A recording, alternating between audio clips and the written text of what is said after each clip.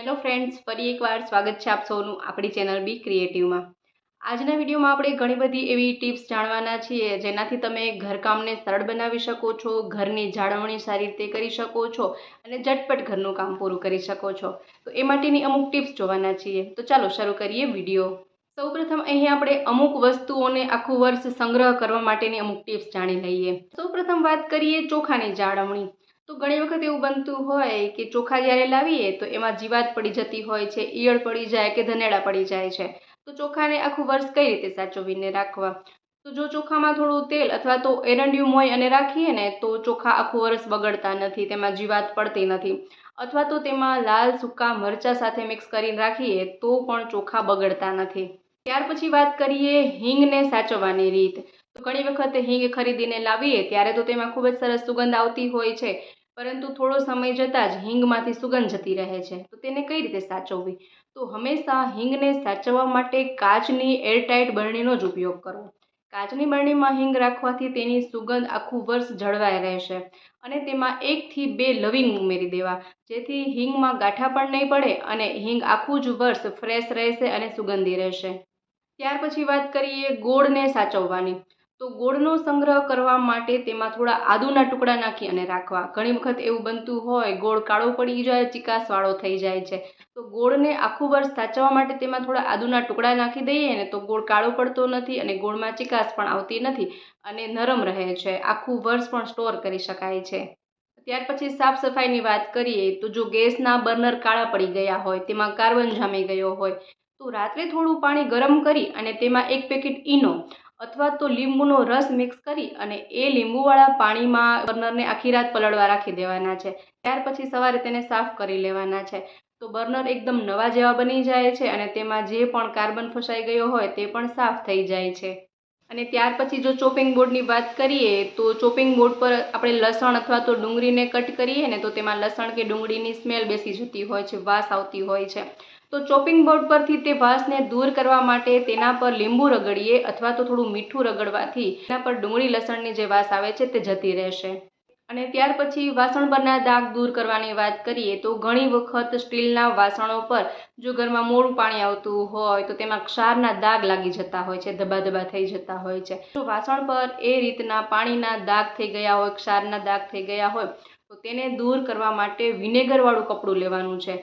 એક કપડાને થોડું વિનેગરવાળું કરી અને તેનાથી વાસણને લૂછવામાં આવે તો વાસણ એકદમ ચકચકી ચમકવા લાગશે અને તેના પર જે પણ ક્ષારના દાગ છે તે તરત જ જતા રહેશે। ત્યાર પછી વાત કરીએ તો કોથમીરને કટ કરી અને એક કન્ટેનરમાં ભરીને રાખી શકાય। અને જો એને કટ કરવાનો સમય ન હોય તો કોથમરીના જે મૂળનો ભાગ છે, મૂળિયાનો ભાગ છે તેને કટ કરી અને ત્યાર પછી એક કન્ટેનરમાં નીચે ટિશ્યુ પેપર પાથરીએ, ત્યાર પછી તેના પર કોથમરી રાખીએ અને ઉપર પણ ટિશ્યુ પેપર રાખી અને એ એરટાઇટ ડબ્બામાં કોથમરીને સાચવી અને રાખી શકાય છે।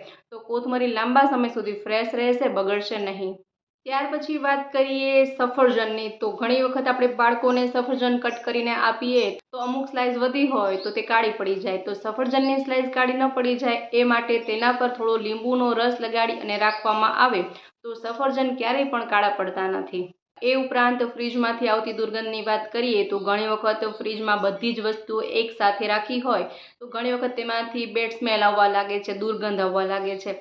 તો ફ્રીજની દુર્ગંધને દૂર કરવા માટે 1 વાટકીમાં થોડો ખાવાનો સોડા, બેકિંગ સોડા એને ફ્રીજમાં રાખી દેવાનો છે અથવા તો તેમાં અડધા લીંબુને કટ કરીને પણ રાખી શકાય। તો જે પણ દુર્ગંધ છે તે બધું જ એ શોષી લેશે અને ફ્રીજમાંથી દુર્ગંધ જતી રહેશે। ત્યાર પછી વાત કરીએ તો દાળ બાફતી વખતે કે ખીચડી બનાવતી વખતે કુકરમાં જ્યારે વિસલ વાગે છે, સીટી વાગે છે તો પાણી બધું જ ઉભરાય અને કુકરની બહાર આવે છે। તો એ પાણી ઉભરાય અને બહાર ન આવે એ માટે કુકરનું જે ઢાંકણ છે, જ્યાં વિસલવાળો ભાગ છે ત્યાં થોડું તેલ લગાવી દો। અથવા તો જો ખીચડી બનાવી રહ્યા છો તો એ ખીચડીમાં અડધી ચમચી ઘી મિક્સ કરો। ઘી મિક્સ કરવાથી પાણી બહાર ઉભરાશે પણ નહીં અને ખીચડીમાં ખૂબ જ સરસ સુગંધ આવે છે અને સ્વાદ આવે છે। અને જો દાળ બાફતા હોઈએ તો કુકરના ઢાંકણ પર થોડું તેલ લગાડી દઈએ તો પણ પાણી ઉભરાશે નહીં। ત્યાર પછી કોઈ પણ વસ્તુને તળવાની ટીપ જાણીએ। તો જ્યારે પણ આપણે કોઈ વસ્તુઓને તળીએ ને તો તે વસ્તુ ઓછું તેલ પીવે, તેના માટે તેલ જ્યારે ગરમ કરીએ ત્યારે એમાં 1 ચપટી મીઠું નાખવાનું છે। 1 ચપટી મીઠું ઉમેરવાથી જ્યારે પૂરી, ભજીયા વગેરે તળીએ ને તો એ તેલ ઓછું પીશે અને એકદમ ડ્રાય અને સરસ બનશે। અને ત્યાર પછી એ જ તેલને તળ્યા પછી બીજી વખત ઉપયોગમાં લેવાનું હોય, દાજ્યું તેલ હોય તો ઘણી વખત આપણે કોઈ વસ્તુ તળી હોય ને તો એ તેલમાં એ વસ્તુની સ્મેલ બેસી ગઈ હોય, તો એને દૂર કરવા માટે એ તેલમાં અમુક આદુના ટુકડા નાખી અને તેને થોડું નવસેકું જ ગરમ કરીએ અને થોડી વાર રહેવા દઈએ.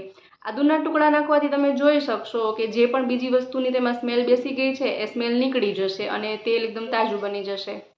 ત્યાર પછી સોફ્ટ નરમ પરોઠા બનાવવાની વાત કરીએ તો તેના માટે જ્યારે પરોઠાનો લોટ બાંધતા હોઈએ ત્યારે તેમાં 1 ટેબલસ્પૂન એટલે કે 1 ચમચો તેમાં દહીં મિક્સ કરો.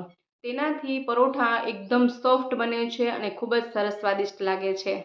ત્યાર પછી વાત કરીએ રવો સાચવવાની. તો જો રવામાં સૂજીમાં વારંવાર જીવાત પડી જતી હોય, બગડી જતો હોય, તો જ્યારે આપણે રવો ખરીદીને લાવીએ તો તેને એક કડાઈમાં થોડું શેકી લેવાનું છે, ખૂબ જ ઓછા પ્રમાણમાં ગરમ થાય ત્યાં સુધી શેકી લેવાનો છે. અને ત્યાર પછી એક કોઈ કન્ટેનરમાં ભરીને રાખીએ તો એ રવામાં ક્યારેય જીવાત પડતી નથી કે ક્યારે તેમાં ઝારા બાજી જતા નથી. રવો ફ્રેશ અને તાજો જ રહે છે. ત્યાર પછી ઢોસા બનાવવાની વાત કરીએ તો ઘણા લોકોથી ઢોસા ક્રિસ્પી બનતા નથી કે ઢોસા ઉથલતા નથી. તો જ્યારે પણ ઢોસાનું ખીરું બનાવીએ, બેટર પલાળીએ ત્યારે તેમાં થોડા મેથીના દાણા ઉમેરવાના છે અને ત્યાર પછી તેને પીસવાનું છે. તેનાથી શું થશે કે ઢોસા એકદમ ક્રિસ્પી બને છે, સરસ ઉથલે છે, તેનો સ્વાદ પણ સરસ આવે છે અને કલર પણ એટલો સરસ આવે છે. અને ત્યાર પછી વાત કરીએ તો જો તમે બટેકાની ચિપ્સ ઘરે બનાવતા હોય તો બટેકાની ચિપ્સને કટ કર્યા પછી, કાપ્યા પછી થોડી વાર બરફવાળા પાણીમાં પલાળીને રાખી દઈએ અથવા તો ફ્રીઝરમાં પણ રાખી શકાય. ત્યાર પછી જો એ ચિપ્સને તળવામાં આવશે ને તો ચિપ્સ એકદમ વ્હાઈટ બનશે અને એકદમ ક્રન્ચી બને છે, કડક બને છે, ખૂબ જ સરસ ટેસ્ટી લાગે છે. ત્યાર પછી વાત કરીએ કેળાને ફ્રેશ રાખવા માટે. તો જો કેળા જલ્દી પાકી જતા હોય, એકદમ કચકચા થઈ જતા હોય તો તેને ફ્રેશ રાખવા માટે તો જે કેળાની જે આખી લૂમ હોય છે ને તેના પર આપણે એલ્યુમિનિયમ ફોઇલ વીંટી અને રાખી દઈએ તો કેળા ફટાફટ પાકવા નહીં માંડે અને તે લાંબા સમય સુધી ફ્રેશ રહેશે. એ સિવાય વાત કરીએ તો ઘણી વખત આપણે શાક બનાવીએ તો શાકમાં મીઠું વધારે પડી જતું હોય, શાક ખારું થઈ જતું હોય. તો હવે આ શાકને આપણે મેન્ટેન કઈ રીતે કરવું? તો તેમાં આપણે લોટ બાંધેલા જે લુવા હોય, ગોયણા હોય તે આપણે એમાં ઉમેરી શકાય. થોડી વાર એમને એમ રહેવા દઈએ ને તો જો શાકમાં જે પણ વધારાની ખારાશ છે તે બધું જ એ શોષી લેશે અને શાક જે ખારું થઈ ગયેલું છે તે નોર્મલ થઈ જશે.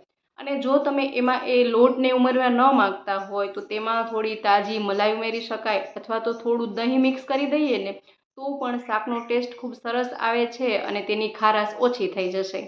એ સિવાય આપણે ફટાફટ રસોઈ કરવાની અમુક ટિપ્સ જાણીએ. તો જો તમારા પાસે સમય ઓછો હોય અને રસોઈ ફટાફટ બનાવવાની છે તો ડુંગળી ટમેટાને ઝીણા ઝીણા કટ કરવાના બદલે તેને ગ્રેટરથી ખમણી લો. ફટાફટ ખમણાઈ જશે ને તેનાથી તેને પકવવામાં પણ સરળ રહેશે, ફટાફટ તે ચડી જશે અને શાક પણ ઘાટું ગ્રેવીવાળું સરસ બનશે. ત્યાર પછી વાત કરીએ છાશની.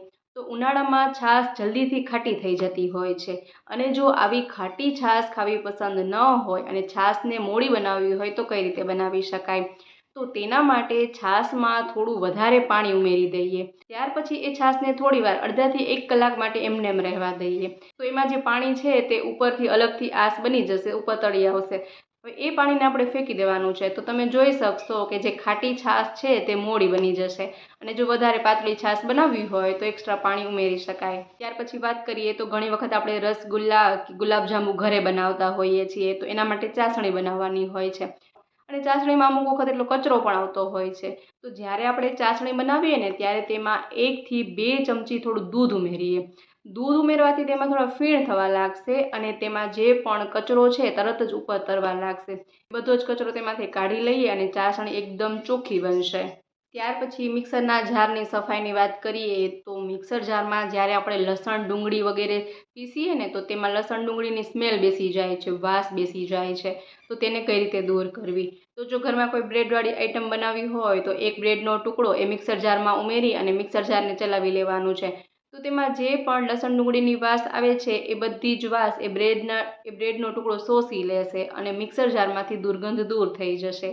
ત્યાર પછી પનીરના શાકની વાત કરીએ તો જ્યારે આપણે પનીરની કોઈ સબ્જી બનાવતા હોઈએ તો પનીરને તળ્યા પછી ડાયરેક્ટલી સીધું જ તેને આપણે શાકમાં ઉમેરવાના બદલે થોડા હુંફાળા ગરમ પાણીમાં પલાળીને રાખીએ.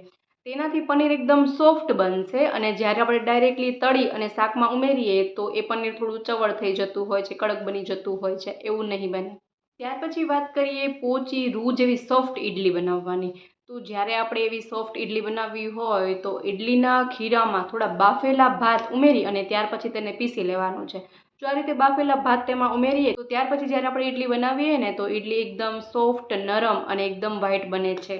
ત્યાર પછી સલાડની વાત કરીએ તો સલાડમાં કોઈ પણ પ્રકારનું તેલ કે એવું ઉમેરવાના બદલે તેમાં શેકેલા મરીનો પાવડર અથવા તો શેકેલા તલને પીસી અને એનો પાવડર જ્યારે ઉપરથી છાંટવામાં આવે ને તો સલાડનો ટેસ્ટ ખૂબ જ સરસ આવે છે અને એટલા જ એ હેલ્ધી પણ રહે છે.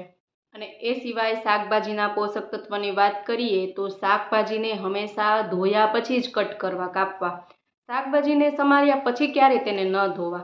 શાકભાજીને સમાર્યા પછી તેને ધોવામાં આવે તો તેના જે વિટામિન્સ, પ્રોટીન્સ હોય છે એ બધા પાણીમાં નીકળી જાય છે. એ માટે હંમેશા પહેલાં શાકભાજીને ધોઈ નાખવા, ત્યાર પછી સમારી અને ડાયરેક્ટલી ઉપયોગમાં લેવા.